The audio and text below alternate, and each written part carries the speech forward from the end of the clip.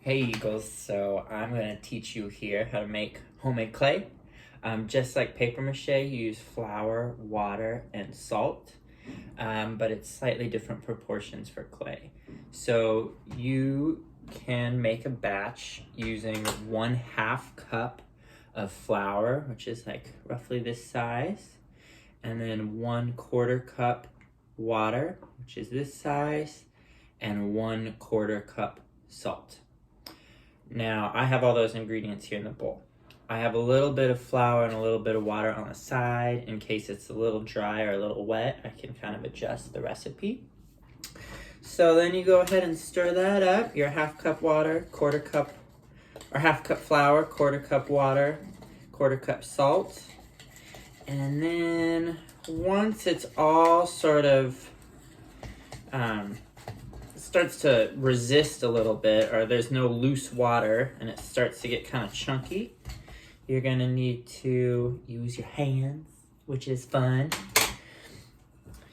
It's interesting how the fluffiness of the flour and the grittiness of the salt sort of combine to give you that clay texture.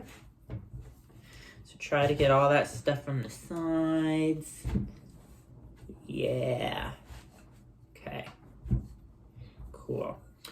Now, that's pretty good, and it's just barely sticking to my hand, so I'm going to take a little bit of this extra flour that I have on the side, not a whole bunch, just like a little pinch, and kind of press that in there and see if it helps thicken up the clay a little bit. Add a little more.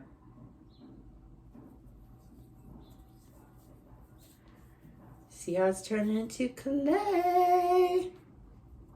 It's very similar to baking, just a little more salt. Would not taste very good, but it feels fun. Okay. So, I think I've pretty much made a pretty awesome clay here. Ta-da! So, that's it. It's pretty simple. But let me show you a few things. I've already done this. I already did this, so I can show you what you can do with it. Let's get my hands a little clean here.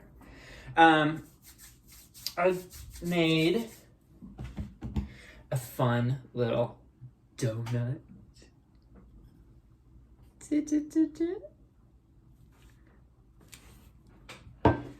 Out of my clay. So I noticed I used my clay that I had made like right after I made it. I made my donut, and the clay was still a little doughy, which made it kind of difficult to build with or like shape. But I made another batch and I put it in the fridge, which is a great spot to keep clay when you're not using it or when you still want to use it. Just make sure you label it when it goes in the fridge. And after a couple days of being in the fridge, kind of cooling off and everything kind of getting to know one another, it's a lot more, a little more firm, but like the perfect sort of consistency to work with. So after you made your clay, if you can be patient, I would suggest putting it in the fridge for a day or two, and that'll kind of help it firm up and be something that you can make more complex shapes out of.